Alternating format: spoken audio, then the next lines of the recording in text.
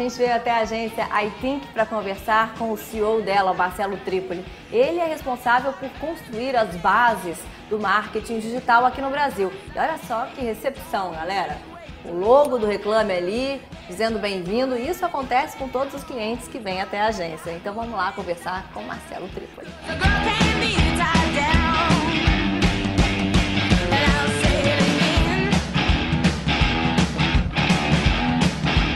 Olá, Marcelo. Oi, Bruna, tudo bem? Bem-vinda.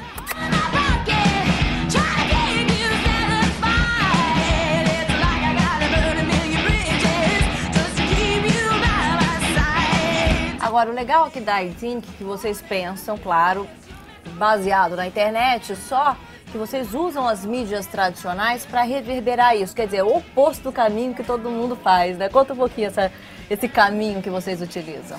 Na verdade, o que acontece? A gente tem uma visão aqui que o mundo já está totalmente digitalizado, que essa divisão de você trabalhar só uma mídia, você pensar numa estratégia de comunicação para um meio, para uma mídia, não funciona mais. E sim, o que funciona é você tentar desenhar uma comunicação que não interrompa o consumidor, que peça licença para o consumidor. Então a gente brinca que o que a gente está querendo aqui são ativos para as marcas dos nossos clientes. E esses ativos, eles têm um componente digital, porque o digital é o meio mais barato e democrático de você conseguir construir esses ativos, mas eles também estão presentes no dia a dia, na mídia que ele consome de revista, na televisão, na mídia exterior, em ativações. A gente faz muitas ações de ativações dentro da agência. Então, que a gente acredita que o digital está no centro, por ser uma mídia super poderosa, mas que todo esse ecossistema de mídias que falam com o consumidor precisam estar em volta e integrados. Agora, para falar com esse consumidor, vocês mais do que ninguém devem pesquisar esse consumidor que está em multiplataformas diferentes ao mesmo tempo. Agregar valor à mensagem que você está mandando é uma das formas de segurar esse consumidor na mensagem que você está passando? Não? O que a gente acredita é que a comunicação moderna se apoia em 3 grandes grupos. Ou você entrega uma ferramenta que tenha valor para o consumidor como uma utilidade, aí vai como se funciona um guia de restaurantes, ou ajudar a chegar no menor lugar, no menor tempo possível, com menos trânsito possível, então o que a gente chama de brand utility. Ou você vai para o lado do entretenimento, você vai pegar uma causa, um território e vai entregar entretenimento para esse consumidor, ou conteúdo que tem a ver com a área de atuação da marca. Então um banco, por exemplo, falando de educação financeira. O que faz mais sucesso quando você utiliza a internet para falar com o seu consumidor? Olha, como eu falei, isso depende do que cada marca quer. É muito fácil chamar atenção na internet hoje. Existem algumas formulinhas que você vai adotar e que você vai ter muitas pessoas vendo aquele teu vídeo ou tendo acesso a uma peça que você colocou num grande portal. Isso não é mais difícil de você conseguir hoje. O ponto é qual residual. O ponto é que o jogo na internet não é um jogo só de awareness, de aparecer, de gerar um impacto muito grande, ser comentado e depois isso rapidamente se esvair. O que a gente tenta construir para os nossos clientes na internet é uma coisa que vai ficando, que você faz um investimento como um barquinho que você põe na lagoa, dá um empurrão, mas o barquinho vai caminhando sozinho pela própria maré.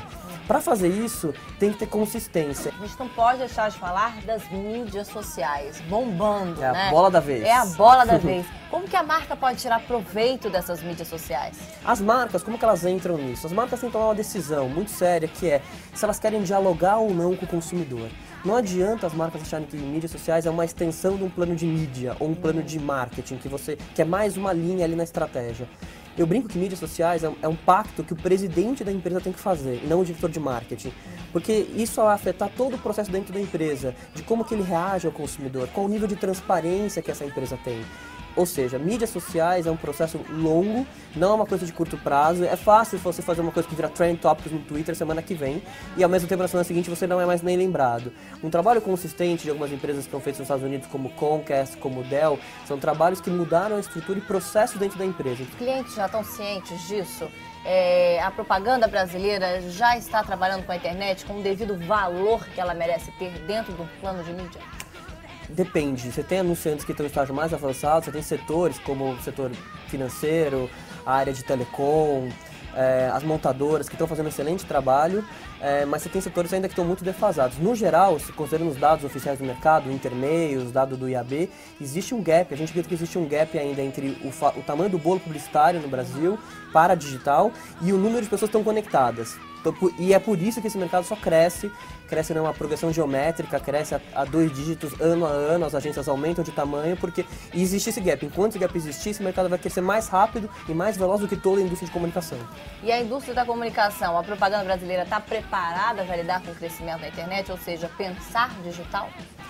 Olha, eu acho que esse é o desafio de cada 10 profissionais, 11 estão hoje como número 1 da pauta da sua agenda pessoal de carreira, entrar no digital. Eu escuto isso de amigos que trabalham em várias agências diferentes, não só aqui, mas lá fora. É palavrão você falar que não tem um case digital no teu portfólio.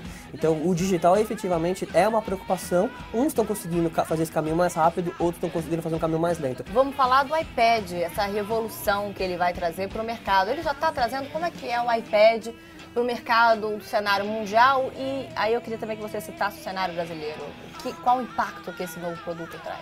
O potencial do iPad de revolucionar uma série de meios, de fazer o que a gente chama de disruption em indústrias, mudando a maneira com que os mercados funcionam, eu diria que ele é até maior do que do iPhone, porque a questão da tela e do processador do iPad traz possibilidades que você não tinha no iPhone, como, por exemplo, um consumo de mídia. Tem muita gente que diz, então o iPad é um dispositivo de consumo de mídia, é um livro eletrônico com um player de vídeo. Não.